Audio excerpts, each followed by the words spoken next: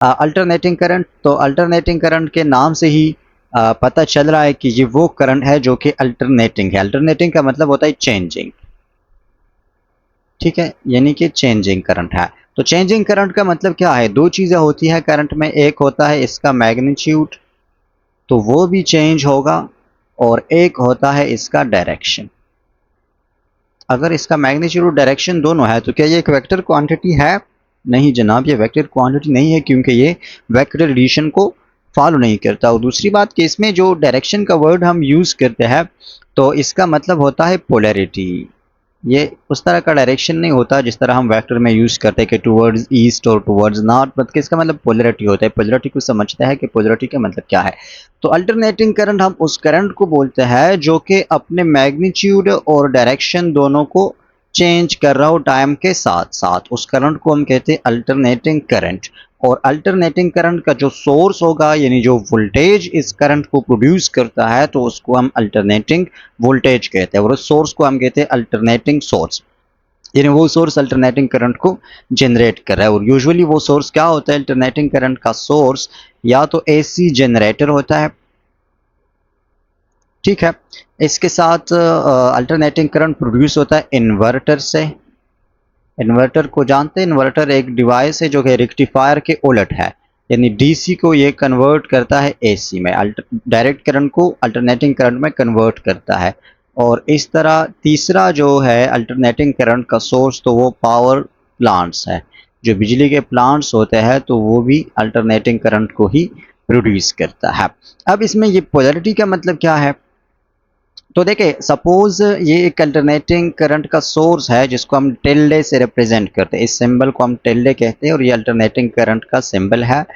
ये एक सोर्स है, पावर सप्लाई है, और ये एक सर्किट को पावर दे रहा है। पावर दे रहा है मतलब इसमें करंट को प्रोड्यूस कर रहा है। हमें पता है कि किसी भी वायर में, मेटल में, कंडक्टर में, सर्किट में करंट को प्रोड्यूस करने के लिए एक सोर्स चाहिए जो कि इलेक्ट्रॉन को पुश करे, मूव करे।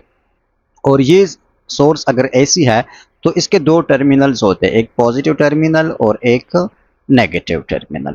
इन पॉजिटिव टर्मिनल और नेगेटिव टर्मिनल को कंबाइनली हम कहते हैं पोलैरिटी। इन दोनों को कंबाइन ही हम क्या कहते हैं, पोलैरिटी। तो होता क्या है कि अगर इनिशियली करंट पॉजिटिव से नेगेटिव के डायरेक्शन में फ्लो करता है एक हाफ साइकिल में, तो दूसरे हाफ साइकिल में ये डायरेक्शन रिवर्स हो जाता है, यानी फ्रॉम नेगेटिव टू पॉजिटिव, फिर फ्रॉम पॉजिटिव टू नेगेटिव, फिर फ्रॉम नेगेटिव टू पॉजिटिव। तो अल्टरनेटिंग करंट में ये प्रॉपर्टी है कि वो इस पोलैरिटी को कंटिन्यूसली चेंज कर रहा होता है, और इस कंटिन्यूसली चेंजिंग पोलैरिटी को हम कहते हैं अल्टरनेटिंग करंट, या हम कहते हैं कि जी अपने डायरेक्शन को चेंज कर रहा है। और डायरेक्शन के साथ साथ इसका मैग्नीट्यूड भी चेंज होगा। मैग्नीट्यूड कैसे चेंज होगा, तो उसको ग्राफ से समझते हैं कि अल्टरनेटिंग करंट के मैग्नीट्यूड में कैसे चेंज आ रहा है। तो सपोज हमारे पास एक अल्टरनेटिंग करंट का ग्राफ है, ये टाइम है, ये करंट है, और ये इसका ज़ीरो वैल्यू है, ठीक है, यानी कि ज़ीरो से ये करंट स्टार्ट हो रहा है। तो सपोज जीरो से स्टार्ट हो रहे तो टाइम के साथ साथ इसके वैल्यू में इंक्रीज आएगा, मैक्सिमम को टच करेगा, वापस जीरो की तरफ, फिर अपना डायरेक्शन को चेंज करेगा, और ये अगेन जीरो की तरफ, और इस तरह ये साइकिल क्या होगा, ये कंटिन्यूसली चलता रहेगा, आगे की तरफ मूव करता रहेगा। तो इस ऊपर वाले पोर्शन को हम पॉजिटिव रिप्रेजेंट करते हैं, नीचे को हम नेगेटिव कहते हैं। और ये जो पीक वैल्यू है, यानी जहाँ पर इसने अपने मैक्सिमम को हिट किया है, तो इसको हम पीक करंट बोलते हैं, या मैक्सिमम करंट इसको हम बोलते हैं आई नॉट से रिप्रेजेंट करते हैं, या आई एम से हम इसको रिप्रेजेंट करते हैं, ठीक है। और इस तरह डाउनवर्ड ये जो पीक है, तो इसको भी हम मैक्सिमम करंट बोलते हैं, और इसको भी हम आई एम से या आई ज़ीरो से रिप्रेजेंट कर सकते हैं, ठीक है। इसको हम पीक वैल्यूज बोलते हैं कि करंट की पीक वैल्यू क्या है। और ये जो एक साइकिल है जिसमें इसने एक बार पॉजिटिव डायरेक्शन में ट्रेवल की या मूव की, फिर नेगेटिव डायरेक्शन या नेगेटिव साइकिल को कवर किया, तो इस पूरे साइकिल को हम कहते हैं वन साइकिल। और एक सेकंड में जितने साइकिल्स को कंप्लीट करेगा तो उसको हम फ्रिक्वेंसी कहेंगे, और इस एक साइकिल को कंप्लीट करने के लिए जितना टाइम रिक्वायर्ड है तो उसको हम कहते हैं टाइम पीरियड, जो कि बेसिक बातें हैं। आई होप कि आपको ये चीज़ें ऑलरेडी क्लियर होंगे। अब ये एक पीरियोडिक वेव है। इस वेव को अगर आप देखें तो ये चेंजिंग वेव है, टाइम के साथ साथ इसका डायरेक्शन चेंज हो रहा है। और इस तरह के वेव को हम फिजिक्स में या मैथमेटिक्स में एक स्पेशल नाम देते हैं। इस वेव को हम कहते हैं साइनोसाइडल वेव। ठीक है, क्या नाम देते हैं इसको हम? Sinusoidal wave. और साइनोसाइडल वेव हम इसको इसलिए कहते हैं कि इसका जो फंक्शन है, इसका जो इस ग्राफ का जो फंक्शन है, तो वो साइन फंक्शन है। यानी कि साइन फंक्शन से हम इस वेव को रिप्रेजेंट कर सकते हैं। इस वजह से हम इसको साइनोसाइडल वेव कहते हैं। और अगर हम किसी भी पॉइंट पर इसकी वैल्यू को फाइंड करना चाहते हैं, सपोज ये एक पॉइंट में लेता हूँ और मैं चाहता हूँ कि मैं इस पॉइंट पर इस ग्राफ की वैल्यू फाइंड करूँ, यानी कोई भी इंस्टेंटेनियस वैल्यू, तो वो हम साइन फंक्शन को यूज़ करके फाइंड कर सकते हैं। और इसके लिए फार्मूला है कि आई इंस्टेंटेनियस, यानी कि किसी भी इंस्टेंट पर करंट की वैल्यू इक्वल होता है उसके मैक्सिमम वैल्यू के। मैक्सिमम वैल्यू को हम एम्पलीट्यूड बी कहते हैं। तो आई एम और फिर साइन का फंक्शन और साइन फंक्शन के साथ उसका एंगल। तो यहाँ पर एंगल इक्वल होता है ओमेगा। ठीक है, ओमेगा क्या है? एंगुलर फ्रीक्वेंसी है। और angular frequency is equal to 2 pi f. T क्या है? किसी भी टाइम है, यानी अगर हम इस टाइम पर फाइंड करना चाहते हैं तो टी ये वाला टाइम है कि यहाँ पर टाइम कितना है, ये टी को रिप्रेजेंट करता है। और प्लस इसके साथ हम एक और एंगल लगाते हैं, थीटा। ये थीटा क्या है? इसको हम कहते हैं पेज एंगल। पेज एंगल का मतलब यह है कि जब टाइम जीरो था, यानी इनिशियली स्टार्ट में व्हेन टी वाज जीरो, तो ये वेव कहाँ पर थी? वेव का स्टार्ट कहाँ से हुआ है, ये हमें एक्चुअल में ये शो करता है। पेज एंगल हमें ये शो करता है, इनिशियल पॉइंट को शो कर रहा है कि वेव असल में स्टार्ट कहाँ से हुआ है। Time t is equal to zero पर वेव की वैल्यू क्या थी, या करंट की वैल्यू क्या थी at time t is equal to zero. तो अगर time t is equal to zero में यहाँ पर अगर हम इस ग्राफ को देखें तो time t is equal to zero में वेव भी जीरो से ही स्टार्ट हुआ है। जब टाइम जीरो था तो करंट की वैल्यू भी जीरो थी, तो हम थीटा को जीरो पुट कर सकते हैं और करंट के लिए इक्वेशन आ जाएगा I instantaneous is equal to I maximum current into sine omega t. लेकिन ये उस केस में होगा जब time t is equal to zero पर करंट की वैल्यू भी जीरो हो। अगर जीरो ना हो, कुछ ना कुछ वैल्यू हो, तो फिर हम उसके एंगल को यहाँ पर पुट करेंगे और इसको हम कहते हैं, इस एंगल को पेज एंगल कहेंगे। अब यहाँ पर एक और इम्पोर्टेंट बात यह है कि अगर वेव जीरो से स्टार्ट ना करे, यानी a time t is equal to zero, यहाँ पर देखें, जब टाइम जीरो हो तो करंट की वैल्यू जीरो की बजाय मैक्सिमम हो, यानी यहाँ से वेव स्टार्ट करे, तो फिर इसके लिए हम इक्वेशन को कैसे लिखेंगे? तो इसके लिए अब time t is equal to zero, theta की वैल्यू क्या है? मैक्सिमम है। मैक्सिमम साइन में या कॉज में मैक्सिमम की वैल्यू हमें मिलती है 90 डिग्री पर, यानी साइन 90 डिग्री सबसे मैक्सिमम वैल्यू होती है जिसकी वैल्यू 1 होती है। Sine 90 degree is equal to 1। तो इस केस में फिर हम साइन की बजाय कॉस फंक्शन को यूज करेंगे, यानी आई इंस्टेंटेनियस को फाइंड करने के लिए फिर हम I maximum into cause of omega T को यूज करेंगे। ये क्यों यूज करेंगे? क्योंकि अगर साइन की वैल्यू के साथ हम 90 डिग्री को ऐड करें तो हमें कॉस फंक्शन मिलता है। तो ये दूसरा एक कंसेप्ट है।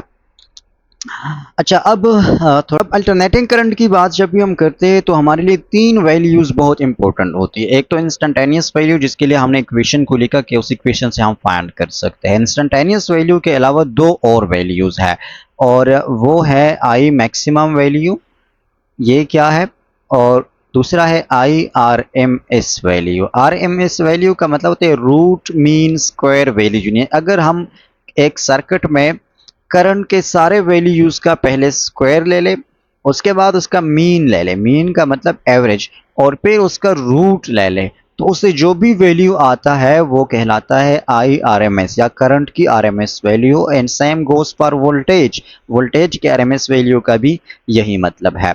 और R M S value important क्यों है? क्योंकि ये आर एम एस वैल्यू ही हमें इफेक्टिव वैल्यू बताती है करंट की, कि किसी सर्किट में इफेक्टिव करंट कितना है। जो मैक्सिमम करंट है, इफेक्टिव करंट हमेशा उससे कम होता है। फॉर एग्जांपल, ये एक टाइम है ज़ीरो, ये करंट है और ये इसका वेव है। तो यहाँ पर इसका जो मैक्सिमम पीक है, सपोज ये 10 एम्पेयर है, तो सर्किट में 10 एम्पेयर फ्लो नहीं करता, बल्कि सर्किट में जो इफेक्टिव करंट होता है वो हमेशा 10 एम्पेयर से कम होता है, और उसी इफेक्टिव करंट को हम आरएमएस वैल्यू कहते हैं। या अनदर वर्ड्स आप कह सकते हैं कि आरएमएस वैल्यू हमें इक्विवेलेंट डीसी को शो कर रहा है, कि जो एसी करंट एक सर्किट में एग्जिस्ट या फ्लो कर रहा है वो कितने डीसी के वैल्यू के इक्वल है। तो आरएमएस वैल्यू हमें इक्विवेलेंट डीसी वैल्यू प्रोवाइड करती है। और आरएमएस वैल्यू को हम कैसे फाइंड करते हैं, तो एक सिंपल फार्मूला यूज करते हैं। इसको याद रखने का आसान तरीका है, स्टूडेंट्स अक्सर भूल जाता है कि कौन सा पहला कौन सा बाद में। तो बस ये चीज याद रखिए कि RMS value RMS value is always less than I maximum value. Maximum value से हमेशा ये कम होगी। और कितना कम होगा, तो आई आर एम एस को हम फाइंड कर सकते हैं मैक्सिमम वैल्यू को डिवाइड करके बाय टू स्क्वायर रूट 2। अगर आप मैक्सिमम वैल्यू को स्क्वायर रूट 2 से डिवाइड करते हैं तो हमें मिल जाता है आर एम एस वैल्यू। और 1 बाई स्क्वायर रूट 2 की वैल्यू इक्वल होता है 0.70707। तो इट मीन्स कि I R M S is equal to 0.707 times I maximum value. ये दो फार्मूलाज अपने साथ नोट करें, बहुत ही ज़रूरी है। इसके थ्रू हम बहुत सारे न्यूमेरिकल्स को सॉल्व कर सकते हैं। अब हम अल्टरनेटिंग करंट में लास्ट कंसेप्ट यूज होता है फेज डिफरेंस का।